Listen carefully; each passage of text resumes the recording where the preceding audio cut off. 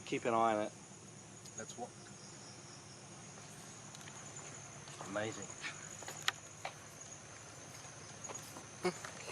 There is no explanation why that should be happening. It has been my goal to capture a ghost on camera.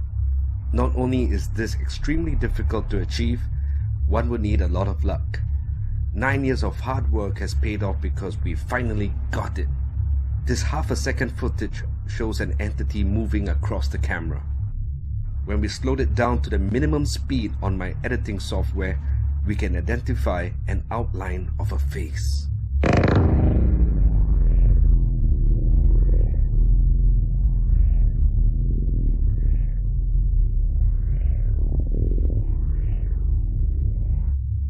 Up to red. Hold the way to red. Yeah. What? Do not follow us.